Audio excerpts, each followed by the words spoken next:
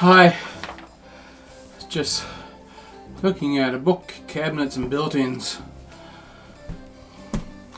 There's always something to be built and added on to here, and I have the skills and equipment to do it. So I've written down on here a list of things that I'm going to do in 2020, or that I want to do in 2020, I should say. To start with, I want to complete this grow room office area, and I've got the shelving up and things fairly well working, but I want to have it so that I can come down and I can sit in a nice beautiful room and say, this is a comfortable spot to be. And for that, of course, as I've said many times, you surround yourself by things you like, and you like what you're surrounded by.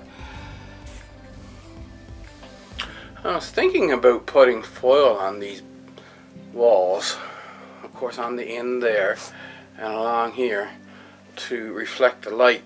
Actually, what I was going to do was glue the foil onto cardboard and then staple the cardboard on there. But thinking about it this morning, I've changed that plan, because all the shelves I'm going to replace, and I'm going to build them such that I can paint that now, change it back to white like it was before, and that will reflect out the light from the grow lights. And the shelves will be all wood. This tray, I'm going to make a wooden tray and line it with fiberglass. The same thing I'm going to do at the bottom. And here you can see I got my printer put up there now, and a lot of my pencils and erasers, my extra hard drives. I've got to bring that shelf up a bit and make a desk that goes, L-shaped desk, that will continue along here. This, well, I've got it clicked on, but I've got a cloth put here now, but the original plastic table I put here, as you can see, it's starting to bow, and I've got it scratched up, marked up. So I'm going to build another one here. I have the tools and the skills to build whatever I want here, so it's just a matter of deciding on the design. When I do, as you can see, I have another, this was a desk that was given me. I have my screens put out there. I'll make this table wide enough so that I can work here and still have room to put my keyboard and monitor out in front of me. There's a couple of things that absolutely has to be done in 2020. I'll take you up to the one thing that has to be done, but I did want to show you this. That's a shrew, not a meadow vole. It's too small. So a shrew, it's another one of those mouse-like creatures, about a third the size of a mouse. They run all winter long.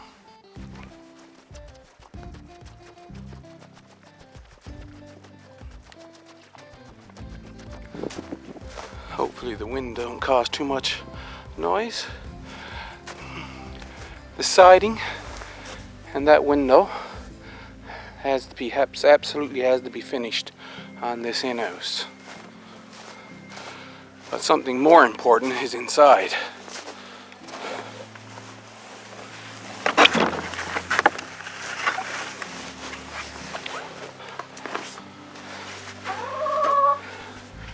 Now, hello, and as you may know, I make habitat piles to keep the critters out of from trying to live in buildings.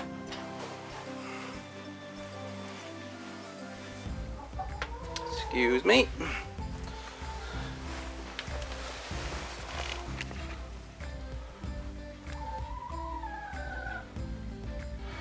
I poked some chicken wire in that hole. Meadow voles have chewed a hole into this hen house, and you can see right there they've been going into the wall there.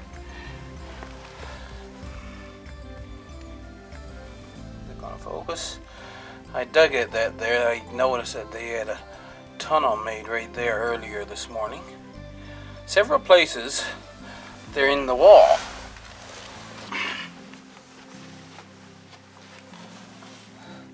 Here's another couple. Now, see, I thought that I would plug the two holes, that one there, and there's one right here I have blocked by this block of wood. But, seeing what I seen this morning, I'm wondering if they haven't actually chewed holes in the wall elsewhere. So come the summer, I had originally put a whole bunch of shavings. You see, bigger shavings. Sawdust I put in here on the floor, but in the walls I put these shavings to sort of insulate it. And I'm going to replace this material. I'll zoom you back out a bit here. And put the regular bat insulation in there. Speaking of which, I noticed that you could actually staple bat insulation up. You see the 4 points on that one? So I just took the staple gun and stapled some insulation to the ceiling, and I have the eaves still open so that there's air circulation here. And I'm going to put that insulation, that type of insulation, inside the wall here.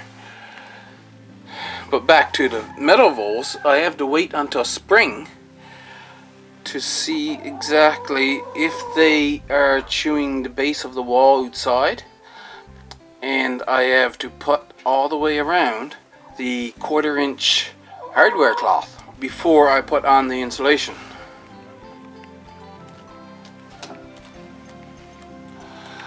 I only have one end that's stressed. This end is not molding. And how to tell the difference, you notice all the bases of the feathers, they're still there. The feathers haven't fallen out, they were pulled out. That's what happens when a hen gets stressed.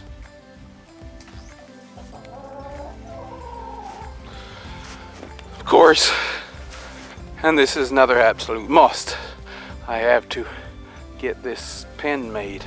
So those things has to be done as soon as possible come spring.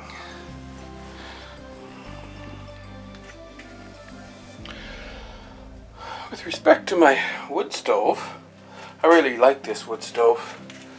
And when I put it there, of course it was closer to this side, so I don't remember the name of this material, but it's a kind of a concrete thing.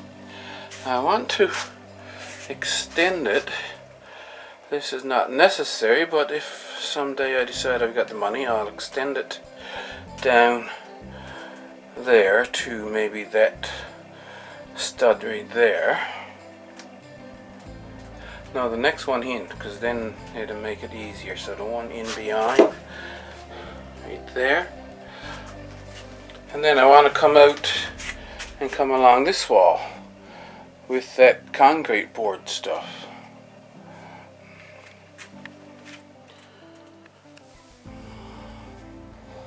I'm going to build a shelf for this. This is my planting material, the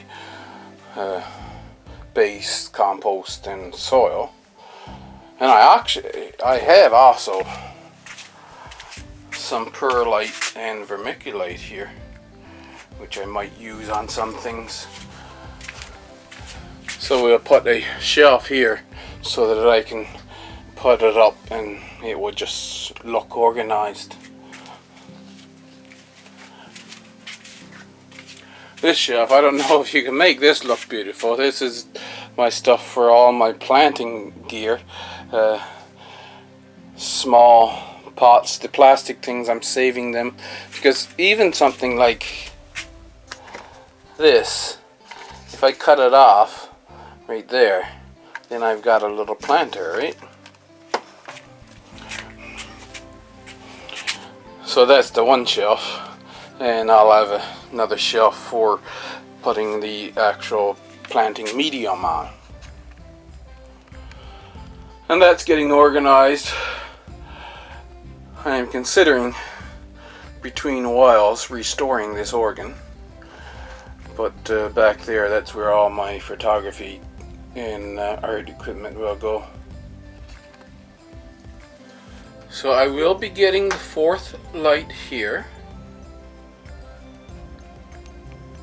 and I have the sockets now to do the second strip of 4 bulbs up there.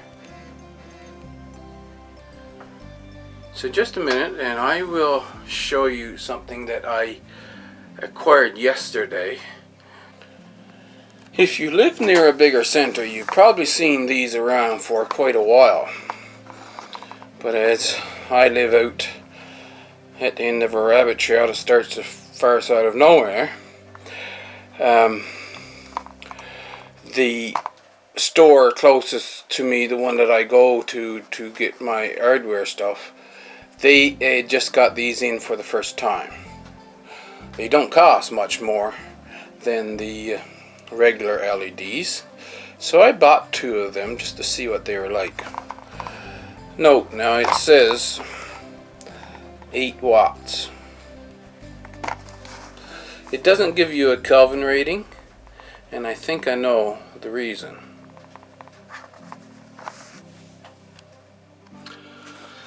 These lights that I have put in these sockets, as bright as they look, they are 9.5 watts, what would be a replacement for your old-fashioned 60-watt light bulb.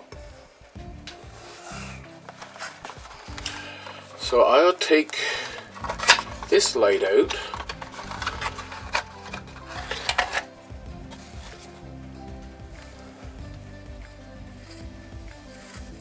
They give off a little bit of heat right at their base, eh?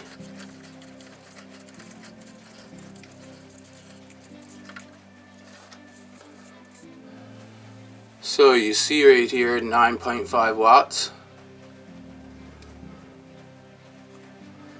And this one is 8 watts.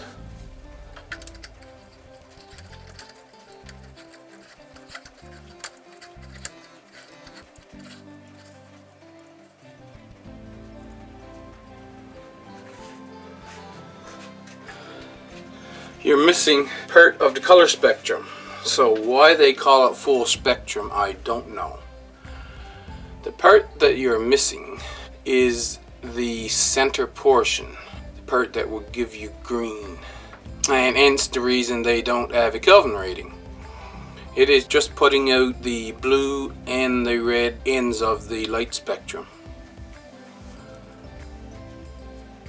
Since I have them, I am going to try and experiment with them at some point. I don't know when that will be, but I'm not going to use them for there. The 5000 Kelvin lights are working perfect for me, and so I'm not going to risk damaging that beautiful pepper plant that I have growing there now. So I told you this shelf, it's going to be raised up just a little bit and going to be part of my L-shaped desk here. This shelf I will immediately build out and complete a nice looking shelving system here. Eventually it will have its own grow lights as well, and that is where of course I will have my heating mat if I need to use a heating mat to start some seeds.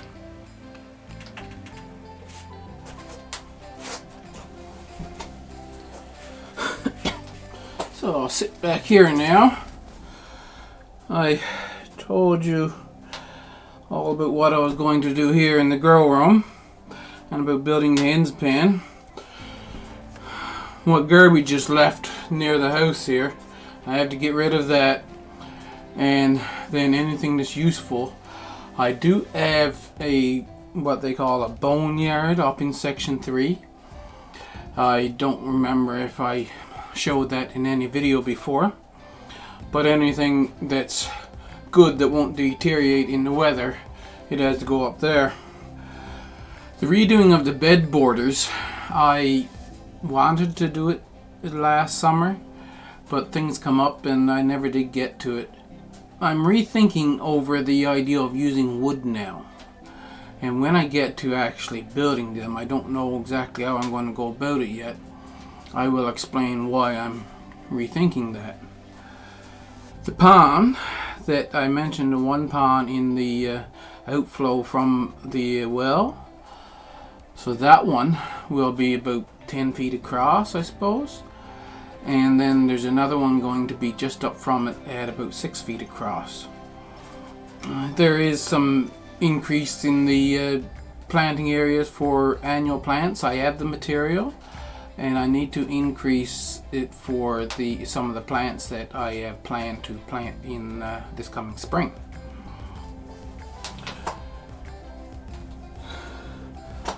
With respect to the firewood, we have to go out 2 or 3 times during the growing season and monitor the regrowth of the forest after I cut down that dead grove out at Kane's Point.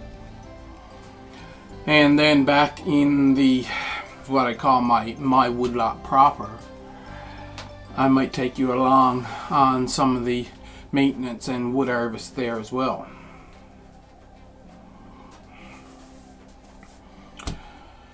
So that's the written down plan for 2020.